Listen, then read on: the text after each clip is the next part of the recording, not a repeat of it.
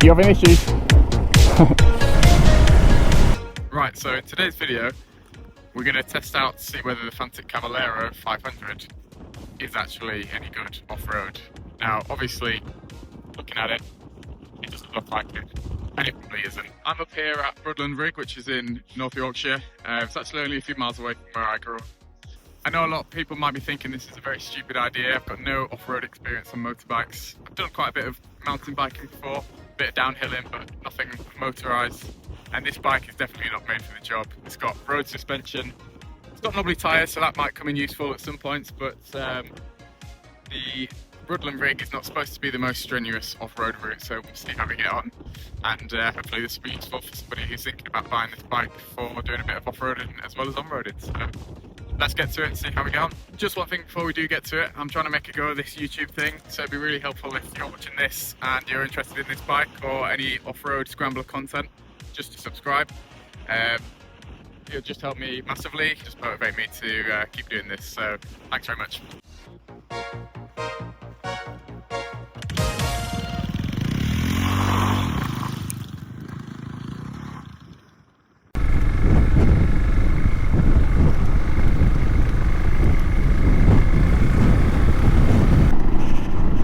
Here we go. First bit of off-roading on the Fantic Caballero. Feels a bit shaky underfoot, but so far so good. I'm just going to be taking it super easy today, having never done this before. So if you're watching this and you're an experienced ADV rider, please no judgment. This is just a bit of a fun challenge just to see what it's like off-road.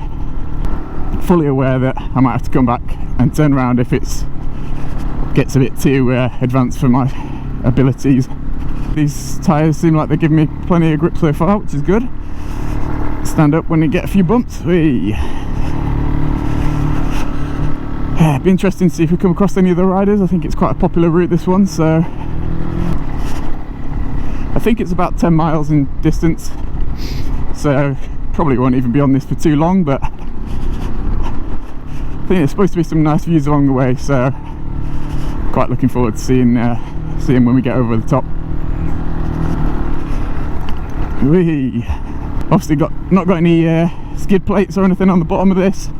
The only thing that makes it somewhat off-roadable is the knobbly tyres that I put on this, but that's about it.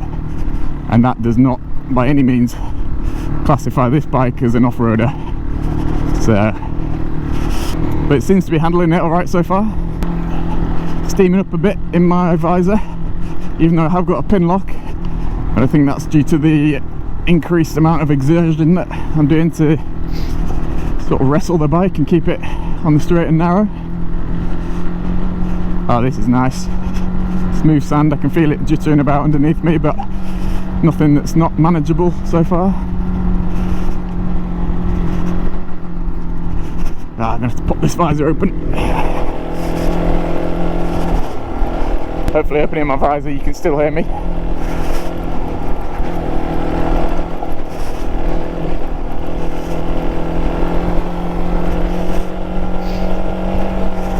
Just being a bit wary that there's not more experienced riders either flying up behind me or coming around a corner quickly, so as I say, I think it is a popular route with lots of other bikers on here. I can see some motorbike tracks already on this trail.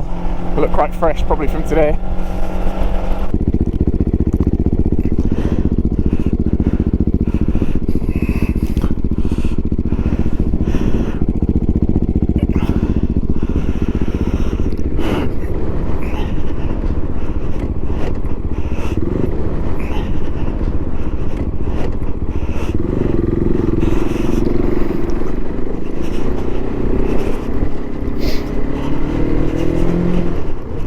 Look at these views.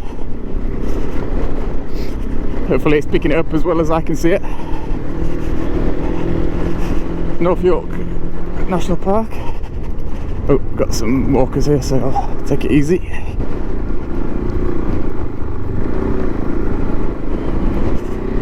Probably looking at me thinking, what's that maniac doing? He ain't got any proper gear on. His bike doesn't look like it's made for this. But oh well, it's all part of the fun. Hey, a few bumps here. Let's take it easy on these wet bits because these looks like some off-roaders coming up now. Not really sure what the courtesy is on these types of roads, so I'll probably just pull in and let them get past. Today, mate.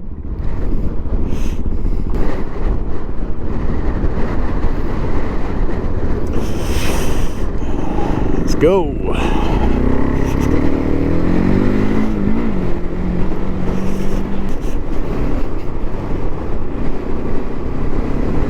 Oh, this is so much better than riding on the roads. Don't want to jinx it, but so far so good. Seems to be handling these bumps pretty easily. Woo!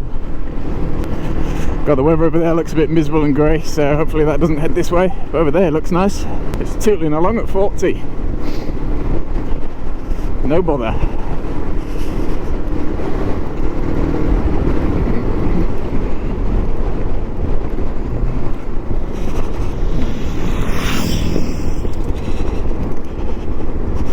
Holy moly, look at this weather. Miserable. Look at the bike. It's looking good in its natural habitat. Well, not quite, but it does look good with a bit of dirt on it. Let's get going. Onwards.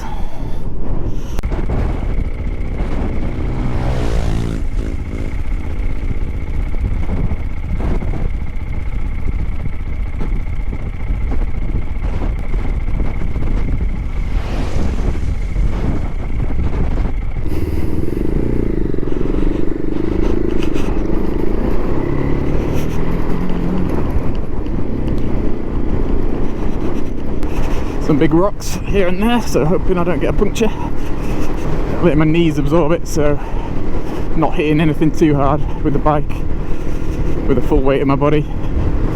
This is absolutely stunning around here. I'm having so much fun. So it took me about an hour and 20 minutes to get here from where I live in Harrogate, and it pissed it down the whole way. I am absolutely soaking wet through. Why did I think this was a good idea? Should have known we don't get summers here. And it did get to a point where I was about halfway and I thought, shall I just turn around, because if it's going to be all wet and boggy up on this trail, then it's not going to be any fun. But God, am I glad I continued, because this is so fun. This is what I was thinking when I bought this bike. Hopefully I could do a bit of kind of light green laning, whatever it's called, and this is perfect. I wouldn't want to do anything more strenuous than this. I know people with the Teneres and whatnot can tackle much more rigorous stuff than this, but this is all I'd be bothered about doing. Absolutely flying over these bumps. Bike is just taking it so well. Hopefully I'm not causing any damage, but it seems to be taking it pretty well. I'm surprised I haven't seen more people, to be fair. I've seen a couple of off-roading 4x4s and those two on the bikes, but other than that it's absolutely dead. So if you're looking for a quiet trail where you can try out green laning for the first time like I am today, can't recommend this enough. Especially if you're on a bike that's not made for it and you don't want to look silly like me. Ooh, crossroads, where do I go here? Just have a look at my map. Why is it facing that way?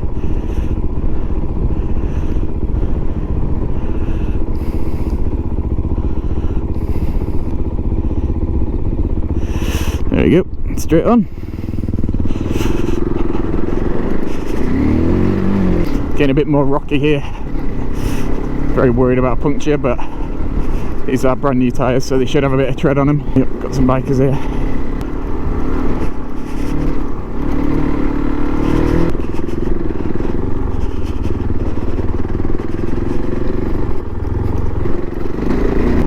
A few more boys out on their bikes. Okay. Say again? Don't go through? Alright. Knock the door shut. Say again, sir? Just knock the door shut. Alright. You having issues?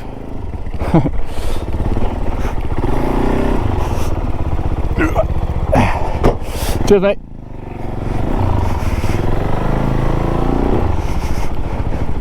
Hey up. Hey! Nice friendly chaps. Having some issues with vehicles. That's a way sheep.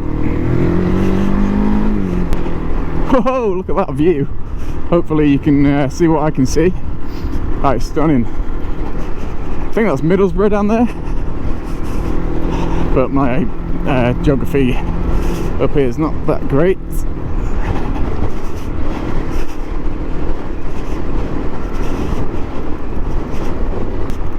Look at that.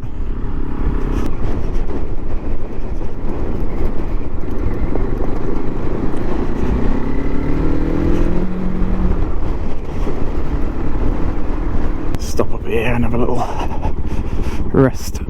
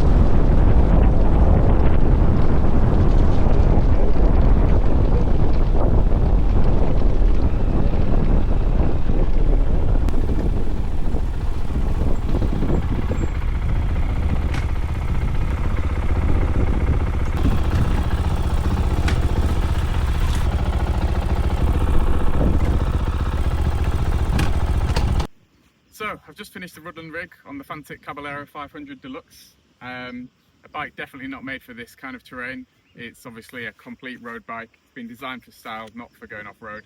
But completely shocked, to be honest, with how it handled it.